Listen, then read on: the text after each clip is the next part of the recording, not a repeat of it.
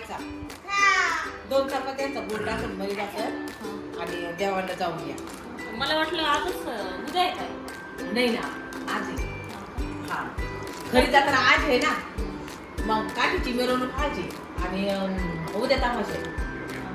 हा करते ना. मग जाऊन या बरं देवामध्ये. तू तयार नाही केलेलं ना नाही ना, आता 2 चपात्या करते मग पण मसाला नाही कर आता तो पण झोपलेला आहे, तो याड्यावर करणार नाही काय नाही. तू एवढ्या वेळची कुठे गेली होती? अरे मी सगळ्या नानीकडे होते. बनवा पटकन, परत मग ते राहून गेलं ना, तिथं जर काठी आली एवढी गर्दी होईल ना. मला माहिती नव्हतं, मला वाटलं उद्या द्यायचं काय असं, म्हणून मग मी खायला आता 2 चपात्यांचं पीठ मळते आणि पटकन 2 चपात्या आणि आमच्याकडं ते कानिफनाथ महाराजांचे नैवेद्य म्हणून मलिदा नाही का, गुळाचा मलिदा देते. आता 2 चपात्या पटकन बनवते. मागाशीच माहित असतं मम्मीला विचारायचं ना मागाशीच. मग तर तिकडे गेला होता ना आणि ते मला हे असं आहे तुमचं, विचारून नाही येते काही नाही. मग बसत टायमिंगला करत मग पळापळी. काय वाटलं का उद्या असतं ते नाही का मलिदाचे द्यायचं. काही खोली त्याला आपण जाऊ. हां हां ठीक आहे, बनवा चला. आलो मी तोपर्यंत आवरून. आज गुलेवाडीची जत्रा होती, मला माहीतच नव्हतं. माझ्या सासूबाई थोडंसं बाहेर फिरायला गेल्या होत्या, म्हणजे आमच्या सासूबाईंकडेच बसायला. तर त्या तिकडून आल्यानंतर मला म्हटल्या की मनीषा तू मलिदा नाही का बनवला मंदिरात जायला? तर म्हटलं नाही, मला वाटलं काय उद्याच जत्रा आहे. पण त्यानंतर मग त्या म्हणे अगं आजच जत्रा आहे, आज मलिदा ते करत्या, उद्या जत्रा भरल. मग मी घाई उठले, माझा स्वयंपाक वगैरे सगळा झालेला होता. त्याच्यानंतर उठले आणि मग पीठ मळलं थोडंसं, 2 चपात्या केल्या आणि मग तो मलिदा तयार करून आम्ही मंदिराकडे आलो. मंदिराकडे आल्यानंतर इतकी छान अशी लाईटिंग केलेली होती मंदिराला आणि किती छान वाटतंय. सर्व भाविक आलेले होते आणि ही लाईटिंग माझ्या दिरांनीच केलेली आणि खूप छान वाटत होतं. आणि एवढी भरपूर गर्दी होती आणि आम्ही गेलो मग मंदिरात.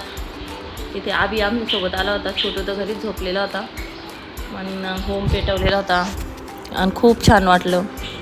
मंदिरात गेल्यानंतर मग पहिले गणपती बाप्पांचं दर्शन घेतलं. गणपतीचं बाप्पांचं दर्शन घेतल्यानंतर मग थोडंसं सगळे तिथं जत्रा तर कानिफनाथांची असते. कानिफनाथ महाराजांचं दर्शन घेतलं. सप्तशृंगी, मारुती, महादेव, असे महादेवाची पिंड आहे, असे बरेच मंदिर आहे तिथं. परत शनिदेव. मग सगळीकडं फिरलो आणि खूप छान वाटलं. आणि लाईटिंग तर इतकी छान झालेली होती. खरंच गावची जत्रा म्हटलं का खूप भारी असतं. आणि त्याच्यानंतर मग थोडंसं फिरलो. मग जत्रा काही भरलेली नव्हती, खेळण्या वगैरे काहीच आलेलं नव्हत्या, ते दुसऱ्या दिवशी असतं. पण हे दर्शन वगैरे परत मलिदा आदल्या दिवशीच करायचा असतो.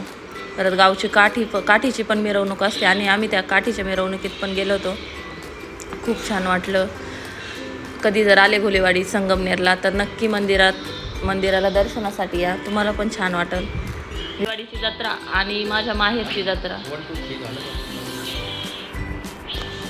आमच्या गुलेवाडीची जत्रा आणि माझ्या माहेरची जत्रा एकाच दिवशी असते. इकडे मग असं होतं की इकडे थांबावं का तिकडे जावं, मग काही हरकत नाही. मी गुलेवाडीच्या जत्रेसाठीच थांबलेले. मी काही वर्षी माहेर गेलेली नाही, कारण तिकडं जरी गेलं तरी इकडची तशीच जत्रा राहते. मग मिस्टरांना वाटतं की माझ्या इकडची जत्रा नाही, तुझ्या माहेरीच जाते. त्याच्यामुळे म्हटलं जाऊ द्या आज सासरीच जत्रा करूया. मग काय आम्ही गेलोच नाही. तसं पण ऊन खूप असतं, परत मुलं पण खूप त्रास देतात. हा मंदिराचा मागचा भाग आहे आणि सगळे म्हणजे लोक बसलेले आहेत. इकडे शनिदेवाचं मंदिर आहे, ते बाहेरच असतं.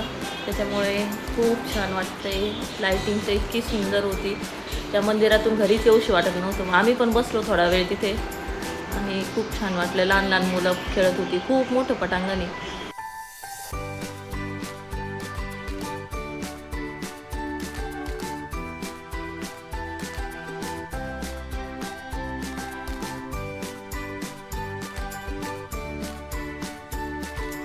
हे शनिदेवाचं मंदिर आहे, ते बाहेरच असतं.